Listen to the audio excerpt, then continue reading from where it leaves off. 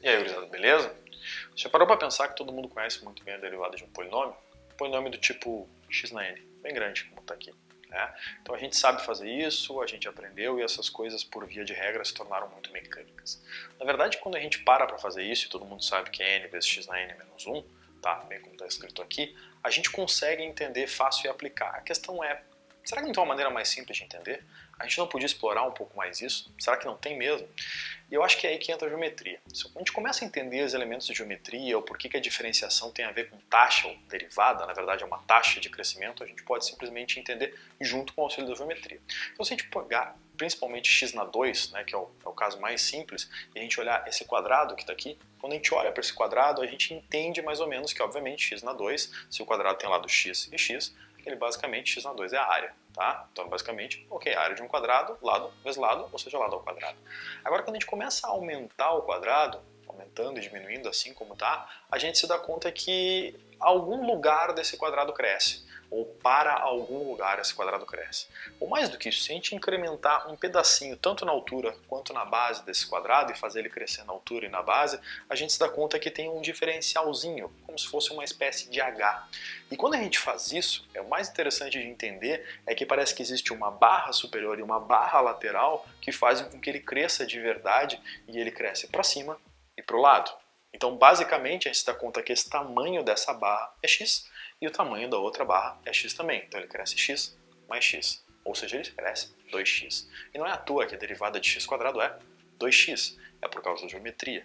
A gente não para entender isso. Isso também tem a ver com o limite. Esse limite que eu estou colocando aqui na tela para vocês entenderem. Agora, se a gente vai um pouquinho além e começa a pensar em figuras um pouco maiores, como por exemplo x ao cubo, e se eu olho para cá e vejo um cubo, por exemplo, x ao cubo, ou seja, o que é x ao cubo? É o volume do cubo. E como eu paro para pensar que tem lado, lado e lado, a gente se dá conta que os três lados, um vezes o outro, que vai dar x ao cubo, ou seja, o volume desse cubo, é interessante entender que se eu paro para pensar que o crescimento, eu vou fazer esse cubo crescer um pouco e decrescer, depois ele cresce um pouco de novo e decresce, o que acontece aqui, na verdade, é que é como se uma folha desse cubo crescesse. Uma folha na frente, uma folha em cima e uma folha lateral. E quando eu faço essa folha da frente crescer, essa folha de cima e essa folha lateral, a gente para e pensa, eu tenho 3 folhas crescendo. Só que essas folhas, na verdade, são o quê? São as áreas do quadrado que a gente acabou de ver. E o mais interessante aqui é que a gente sabe quanto valem essas folhas. Essas folhas valem quanto? X ao quadrado, cada uma delas. Então quer dizer que eu tenho 3 folhas crescendo x quadrado, x quadrado, x quadrado.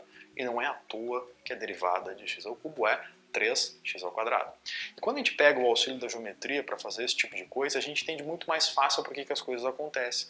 É claro que quando a gente está aprendendo, às vezes uma fórmula, uma coisa assim, e a gente não presta atenção de onde vem, a gente acaba simplesmente usando ela. Mas o que aconteceria então se eu colocasse um x na n? Lembra que eu comecei o vídeo falando do x na n. O que eu poderia fazer? Dá para fazer bem como eu estou fazendo aqui. X na n basicamente vai ser uma expansão, e a gente consegue provar com a mesma ideia de limite, o mesmo limite que apareceu aqui e aqui, a gente consegue provar que x na n, quando a gente deriva e faz o limite do hzinho, ou seja, da pequena variação ser a mínima possível, ou seja, instantânea, quando o h tender a zero, o que vai acontecer é que vai me sobrar simplesmente n vezes x na n menos 1, conforme toda a conta que está aqui embaixo. Então, antes da gente pensar na fórmula, a gente tem que pensar sempre se a geometria pode auxiliar a gente. E se isso auxiliar, vai ser muito mais fácil de entender. Eu tenho certeza que você nunca mais vai esquecer que a derivada de x ao quadrado e de x ao cubo pode ser compreendida geometricamente. E era só essa mensagem que eu queria passar para você agora. Beleza? Até uma próxima.